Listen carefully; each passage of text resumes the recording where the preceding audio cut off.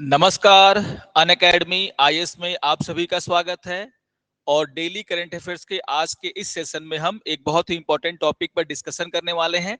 जैसा कि मैंने कल भी आपको बताया था कि प्रधानमंत्री जो है हमारे देश के, वो 5 देशों के टूर पर निकले हुए हैं और उनका जो पहला डेस्टिनेशन है वो घाना है। तो यहाँ पर आप देखोगे घाना और भारत के जो रिलेशंस हैं उनको लेकर के डिस्कशन करना बहुत ही इंपॉर्टेंट हो जाता है। और आज के सेशन में हम लोग डिस्कस करेंगे कि आखिर भारत और घाना के बीच जो बायलैटरल रिलेशन है वो कितने अच्छे हैं, कितने पुराने हैं और क्यों घाना जो है बहुत ही भारत के लिए इंपॉर्टेंस रखता है, महत्वपूर्ण है। तो आज के इस सेशन में हम लोग बात करने वाले हैं इंडिया और घाना के बायलैटरल रिलेशन, यानी कि उनके बीच जो संबंध है उनको लेकर के। तो काफी इंपॉर्टेंट है। आप देख सकते हैं कि घाना पहुंच चुके हैं भारत के प्रधानमंत्री। और जब हम घाना की बात करते हैं तो सबसे इंपॉर्टेंट है मैपिंग। तो आप सभी को मैंने कल के सेशन में भी बताया था, अगर आपने नहीं देखा तो उस सेशन को भी देख लीजिएगा। तो मैपिंग बहुत ही इंपॉर्टेंट है। और घाना जो है एक वेस्ट अफ्रीकन कंट्री है, वेस्ट अफ्रीकन कंट्री है।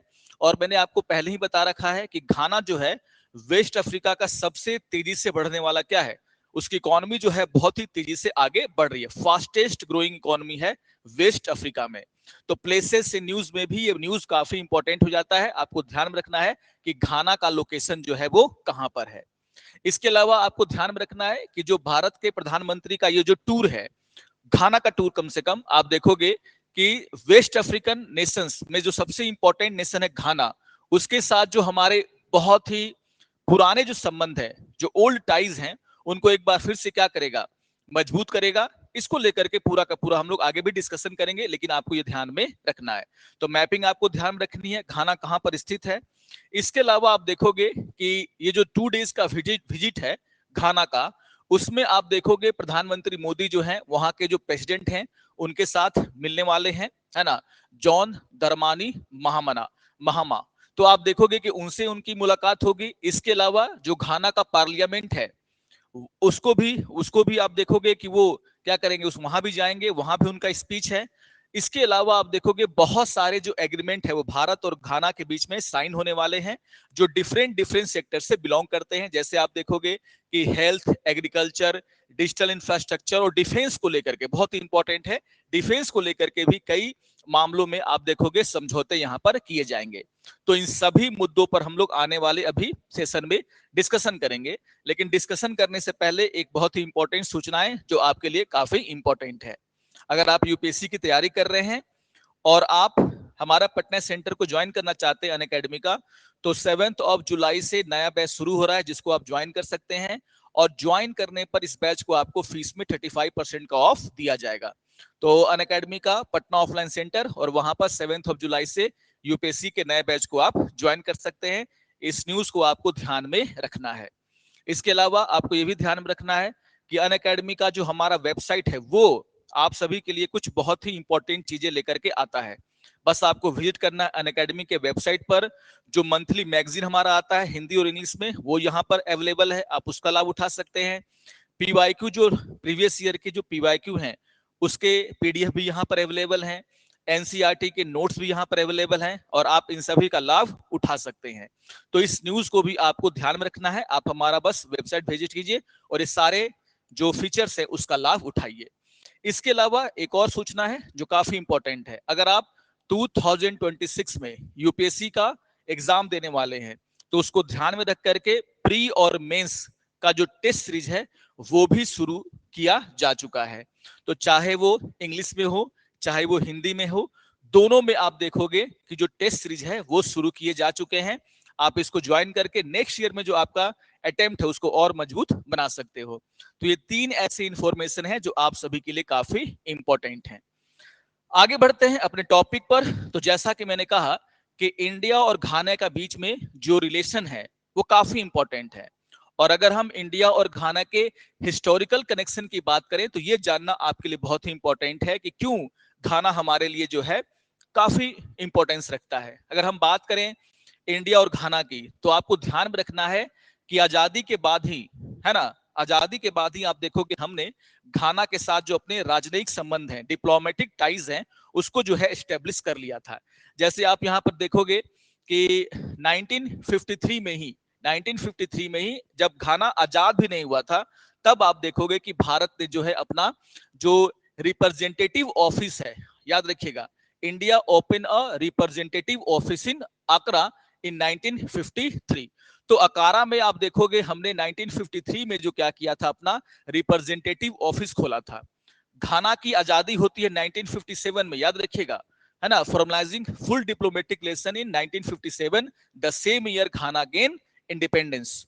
तो घाना की जो आजादी है, इंडिपेंडेंस है, वो 1957 में है, और 1953 में हम जाकर के वहां पर क्या खोल चुके थे, अपना रिप्रेजेंटेटिव ऑफिस।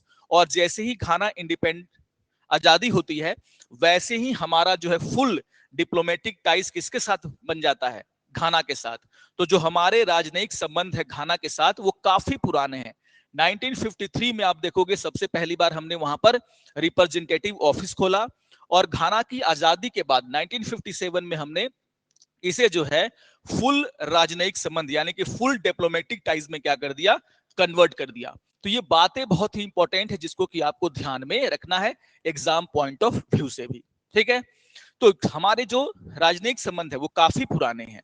लेकिन आप देखोगे इससे भी पहले अगर हम जाएं तो आप देखोगे कि घाना का जो स्वतंत्रता आंदोलन है, इंडिपेंडेंस का जो वहां पर क्या है, पूरा का पूरा आंदोलन है, आप देखोगे वो भी भारत से क्या है, प्रभावित है। यहां पर आपको ध्यान में रखना है कि जो घाना के पहले राष्ट्रपति थे, जिनका नाम क्या था, क्रामे नक्रूमा, क्रामे नक्रूमा, जिनको वहां की आजादी का लड़ाई का सबसे बड़ा सिपाही माना जाता है, आप देखोगे वो गांधी जी से बहुत प्रभावित थे। तो इंडिया का पूरा जो फ्रीडम स्ट्रगल है, जो शांतिपूर्ण तरीके से चला या फिर जिस वैल्यूज पर चला, उससे प्रभावित होकर के उन्होंने भी क्या किया, अपने देश में उसकी स्वतंत्रता के लिए जो है काफी काम किया था। तो याद रखिएगा कि जो क्रामे नक्रूमा है, जो कि फर्स्ट प्रेसिडेंट घाना के और आजादी की लड़ाई में सबसे बड़े हीरो माने जाते हैं, वो जो है आप देखोगे आइडियोलॉजिकली इंस्पायर थे किससे, इंडिया इंडिपेंडेंस मूवमेंट से। तो भारत की आजादी की जो लड़ाई थी उससे वो इंस्पायर्ड थे, गांधी जी के जो आदर्श थे उनसे वो इंस्पायर्ड थे।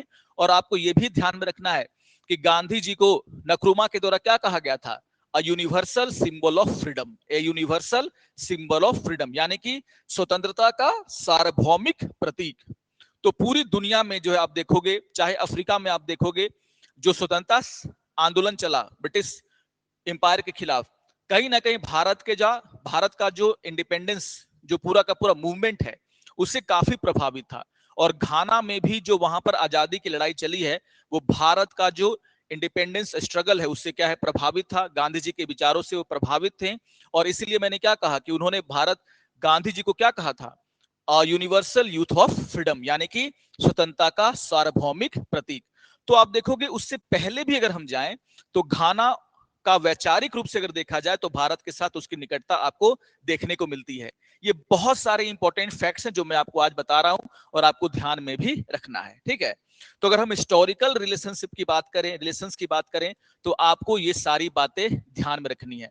अच्छा, आप सभी को पता है कि नॉन अलाइनमेंट मूवमेंट है ना, उसमें भी आप देखोगे घाना जो है फाउंडिंग मेंबर था।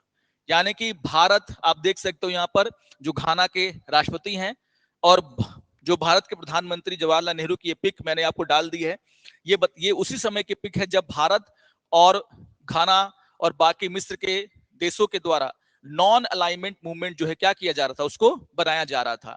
तो कहीं ना कहीं आप देखोगे कि both nation are the founding member of non alignment movement, है ना। तो यहां पर अगर आप देखोगे तो जो गुट निरपेक्ष आंदोलन की शुरुआत होती है, उसमें भी घाना जो है भारत के साथ बराबर हिस्सेदार रहा, है ना। दोनों देशों ने मिलकर के इसको आगे बढ़ाया। भारत की जो विदेश नीति थी, जो कि डीकोलोनाइजेशन, मतलब कि सीधे सीधे आप देखोगे उपनिवेशवाद का हम खिलाफत करते थे, घाना ने भी क्या किया, इस डी कोलोनाइजेशन यानी कि उपनिवेशवाद के खिलाफ भारत के आवाज मिलाई। तो आप देखोगे कि चाहे वो, है ना, इंटरनेशनल सोलिडेरिटी की बात हो, यानी कि अंतरराष्ट्रीय एकजुटता की बात हो, चाहे डीकोलोनाइजेशन की बात हो, यानी कि उपनिवेशवाद का खिलाफत करना हो, या फिर नॉन अलाइनमेंट मूवमेंट की बात हो, दोनों देशों के जो वैचारिक संबंध है आप देखोगे काफी मिलते जुलते हैं। तो हिस्टोरिकल पॉइंट ऑफ व्यू से अगर देखा जाए तो आप देखोगे भारत और घाना के संबंध पहले से ही काफी अच्छे रहे हैं। और घाना की आजादी के बाद लगातार वहां के नेता भारत का दौरा करते रहे हैं। भारत के भी जो नेता हैं वो लगातार वहां का दौरा करते रहे हैं, चाहे वो पीवी नरसिम्हा राव हो, वो भी घाना के दौरे पर गए थे, चाहे भारत के जो राष्ट्रपति जब प्रणब मुखर्जी थे उन्होंने भी घाना का क्या किया था, दौरा किया था। तो डिप्लोमेटिक रिलेशन है ना, राजनीतिक जो रिलेशन है वो काफी इंपॉर्टेंट और अच्छे रहे हैं किसके बीच में, भारत और घाना के बीच में। तो सबसे पहले आपको यह ध्यान में रखना है कि भारत और घाना के बीच में जो हिस्टोरिकल पॉइंट ऑफ व्यू से देखा जाए तो रिलेशन काफी अच्छे रहे हैं और अभी भी काफी अच्छे हैं। तो ये तो थी, हम लोग बात कर रहे थे क्या है ना, घाना और है ना भारत के हिस्टोरिकल रिलेशन की। लेकिन अगर आप देखोगे, अगर हम ट्रेड की बात करें तो ट्रेड में भी आप देखोगे कि भारत और घाना के जो संबंध है, रिलेशन है, वो काफी अच्छे रहे हैं। और ट्रेड को या फिर पीपुल टू पीपुल कॉन्टेक्ट को बढ़ाने के लिए ज्वाइंट कमीशन भी पहले से ही यहां पर काम कर रहा है। आपको ध्यान में रखना है कि दोनों देशों ने, जो भारत और घाना के बीच में जो डिप्लोमेटिक टाइज हैं और जो इंडस्ट्रियल रिलेशनशिप है या फिर जो व्यापार है उसको आगे बढ़ाने के लिए जो है ज्वाइंट कमीशन की स्थापना की थी। जैसे आप देखोगे इंडिया घाना ज्वाइंट कमीशन है ना, 1995 में क्या किया गया था, एस्टेब्लिश किया गया था। इसको बहुत ही इंपॉर्टेंट तरीके से आपको क्या करेंगे, ध्यान में रखेंगे। इंडिया घाना ज्वाइंट कमीशन है एस्टेब्लिश इन 1995। तो ये हाई लेवल पर जो विजिट होते रहते हैं, इसको लेकर के पूरी रूपरेखा बनाना क्या था, इसका मेन जिम्मेदारी था। इसलिए आप देखोगे समय समय पर घाना और भारत के जो नेता है वो एक दूसरे के देश में जाते रहे हैं, है ना, काफी अच्छा रिलेशन इसमें रहा। इसके अलावा आप देखोगे ज्वाइंट ट्रेड कमेटी बनाई गई है भारत और घाना के बीच में।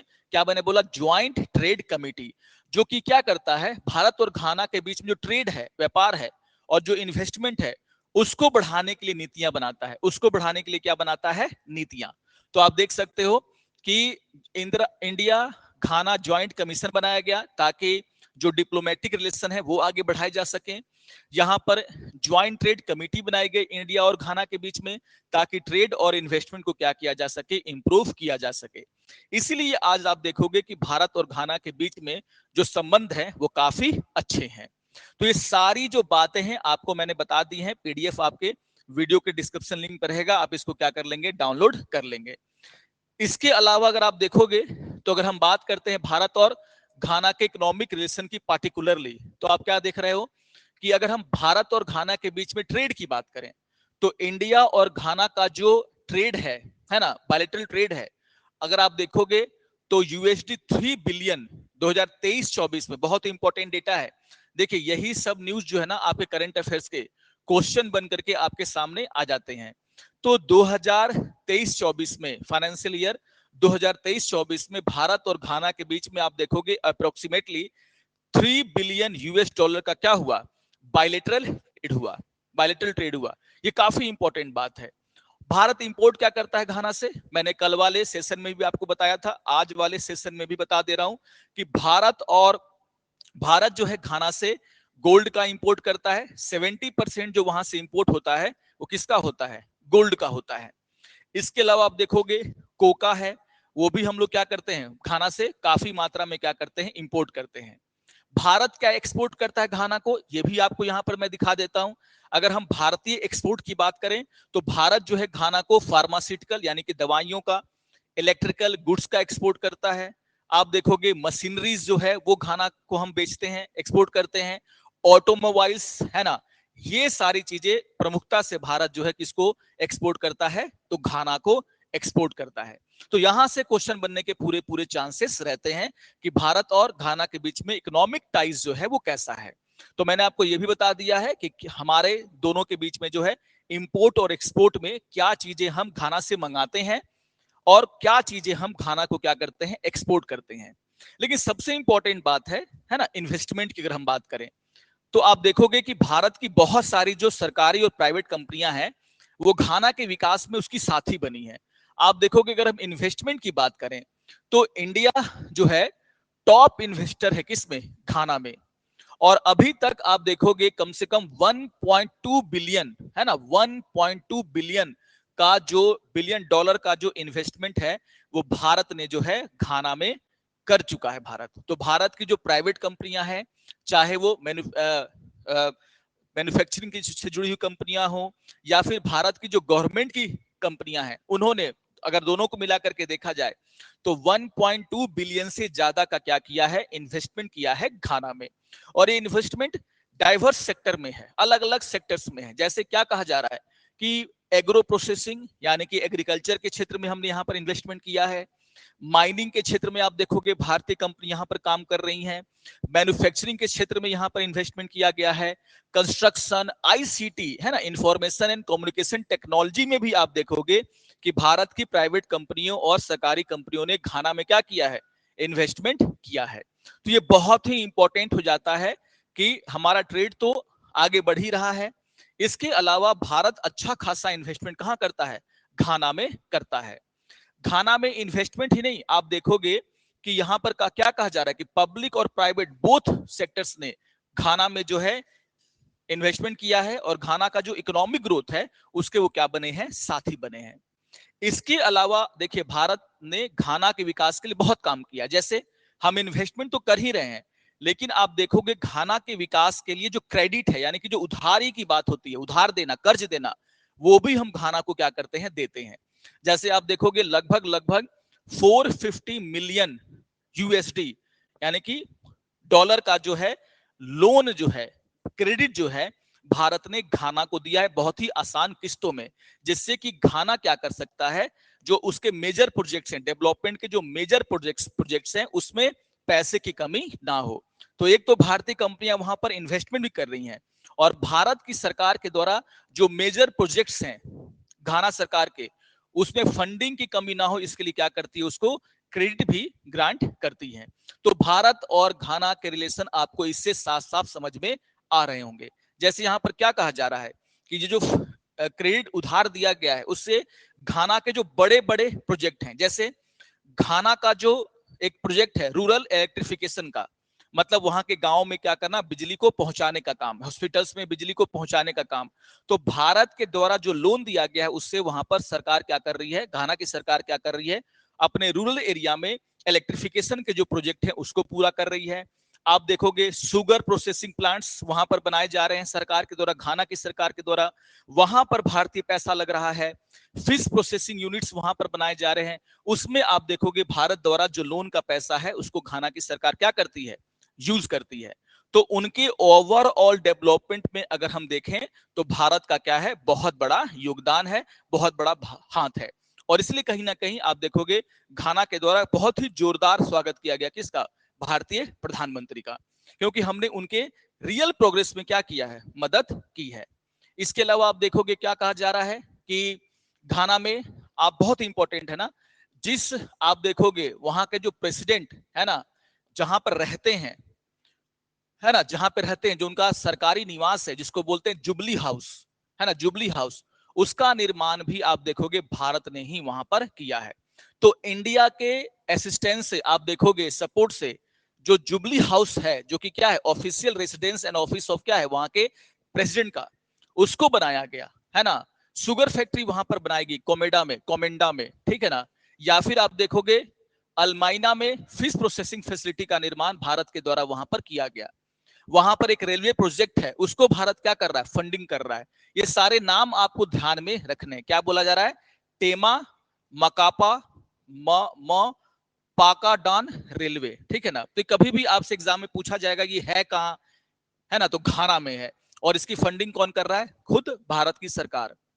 तो चाहे इंफ्रास्ट्रक्चर के प्रोजेक्ट हो, चाहे रेलवे के प्रोजेक्ट्स हो, चाहे आप देखोगे उनके प्रेसिडेंट का ऑफिशियल हाउस है, सब भारत की मदद से वहां पर बनाया गया, जो कि बताता है कि भारत और घाना के जो बायलैटरल रिलेशन है, ट्रेड में भी काफी अच्छे हैं, और भारत लगातार उसका समर्थन कर रहा है। तो इस बार भी अगर आप देखोगे तो भारत जो है, जो भारत के प्रधानमंत्री गए हैं, उनके पास और भी एजेंडे हैं। जैसे भारत अब क्या कर रहा है कि आईसीटी के क्षेत्र में, एजुकेशन के क्षेत्र में, हेल्थ के क्षेत्र में भी आप देखोगे घाना की यहां पर मदद करने वाला है। काफी सारे प्रोजेक्ट जो हैं वहां पर भारत उसको सपोर्ट कर रहा है। जैसे यहां पर एग्जांपल मैं आपको दे रहा हूं कि Ghana India Kofi Annan centre of excellence in ICT, है ना, याद रखिएगा, Ghana India Kofi Annan centre of excellence in ICT, information technology, उसको भारत ने जो है बनाया वहां पर, और इसको इनोग्रेट कब किया, 2003 में। और इसका काम क्या है, ये वहां के जो बच्चे हैं, वहां के जो स्टूडेंट है, यूथ है, उनको जो है आईटी एजुकेशन और रिसर्च में क्या करता है, मदद करता है। ठीक है ना, तो याद रखिएगा, ये बहुत ही इंपॉर्टेंट है, Ghana India Kofi Annan centre of excellence, है ना। तो इनोग्रेटेड इन 2003, और वो क्या कर रहा है, वेस्ट अफ्रीका में आप देखोगे एक ऐसा हब है जहां पर घाना और अगल बगल के देश के जो यूथ हैं वो आकर के इंफॉर्मेशन टेक्नोलॉजी एजुकेशन क्या करते हैं, वहां पर प्राप्त करते हैं। तो ये सारी बातें जो है आपको ध्यान में रखनी है। देखिए, India technical and economic corporation ITEC programme, उसके तहत आप देखोगे घाना के लगभग 1000 से ज्यादा प्रोफेशनल्स को जो है भारत के द्वारा जो है ट्रेनिंग दी जाती है, चाहे वो पब्लिक एडमिनिस्ट्रेशन हो, चाहे वो आईटी हो। तो वेरियस वेरियस सेक्टर में आप देखोगे घाना के जो यूथ है, वहां के जो बच्चे हैं, उनको भारत सरकार क्या करती है, टेक्निकल जो कोर्सेस हैं उसको करवाती है, एडमिनिस्ट्रेशन में, आईटी में उनको क्या करती है, पढ़ाई में मदद करती है। क्या नाम है उसका, इंडिया टेक्निकल इकोनॉमिक कॉर्पोरेशन।